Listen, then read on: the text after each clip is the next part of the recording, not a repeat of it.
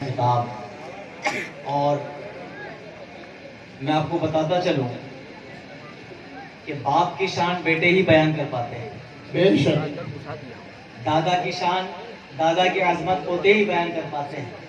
آج الحمدللہ غوث پاک کی ذات پر حضور جامع میاں نے جو باتیں ہمیں بتائیں، یقیناً یوں لگ رہا تھا کہ گھر والے ہی بتا سکتے ہیں۔ بے شک، بے شک، اللہ ان کا سایہ سلامت رکھے۔ آمین۔ ایک اعلان سماعت فرمائے، دھنباد شریف کی سرزمین پر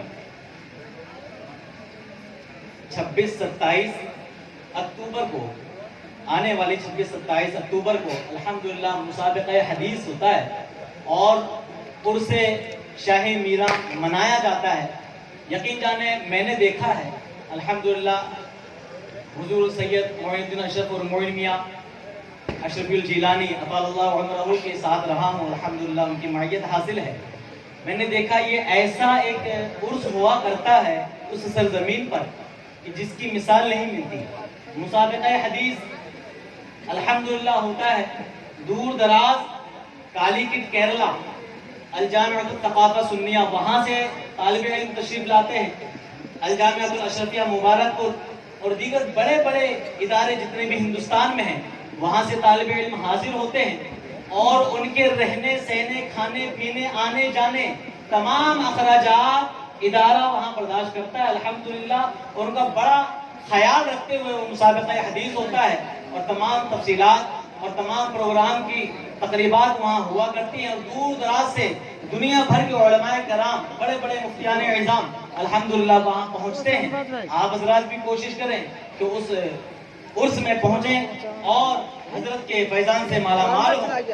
اور دوسرا اعلان، مجھے یہاں کے قبلہ امام صاحب نے مجھے بتایا کہ الحمدللہ مسجد کا تعمیری کام چل رہا ہے۔ یقین جانے کہ جہاں مسجدیں تعمیر ہوا کرتی ہیں اس جگہ کی فضیلت ہی الگ ہے، اس کی فضیلت ہی الگ ہے۔ انما یعمر مساجد اللہ من آمن باللہ والیوم الآخر۔ علماء کرام بیٹھے ہیں، آپ اللہ تبارک و تعالیٰ کی رضا کے لیے، آقا کریم صلی اللہ تبارک و تعالیٰ علیہ وسلم کی محبت میں آپ اگر 10 روپیہ بھی دیتے ہیں، 1 روپیہ بھی دیتے ہیں، اللہ تبارک و تعالیٰ کی بارگاہ میں اگر وہ قبول ہو گیا تو پروردگار عالم جنت میں آپ کو ایک محل عطا فرمائے گا۔ اتنی بڑی فضیلتیں ہیں۔ تو آپ، میں یہ نہیں کہتا کہ آپ لاکھوں روپے دیجئے، آپ کروڑوں روپیہ دیجئے، آپ کی جتنی وسعت ہے اپنی استطاعت کے مطابق آپ بڑھ چڑھ کر دامے درمے سخنے قدم عملے ہر طریقے سے اس مسجد کا تعاون پیش کریں۔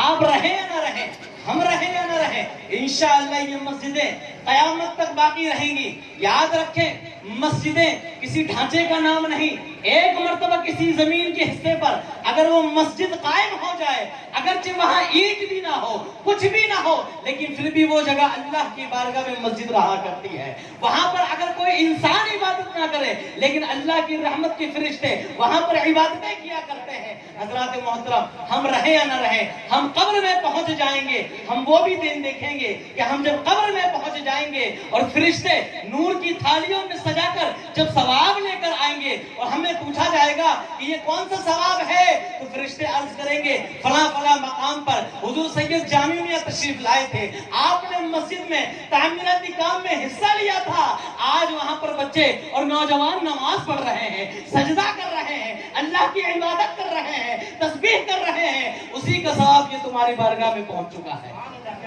حضرات محترم، باتیں کرنے کو بہت سی ہیں، تو آپ حضرات کوشش کریں کہ اس مسجد کا کام جلد سے جلد پائے تکمیل تک پہنچے، اور ایک ہدف یوں سمجھ لیجئے، اللہ توفیق دے کہ اگلی مرتبہ جب 11ویں شریف کی محفل ہو اور حضور تشریف لائیں تو ہم سب مل کے ان کو خوشخبری سنائیں کہ حضور الحمدللہ مسجد تعمیر ہو چکی ہے۔ یہ عہد کر کے جائیں انشاءاللہ۔ اور کوشش کرنے میں بھی کامیابی ہے، جو کوشش نہیں کرتا وہ کامیابی حاصل نہیں کرتا۔ ہمیں کوشش کرنی ہے۔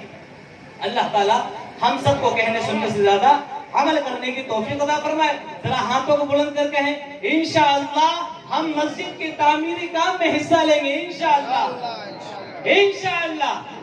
ہم اس نبی کے ماننے والے ہیں کہ جس کے بارے میں حضور اعلیٰ حضرت فرماتے ہیں کہ سب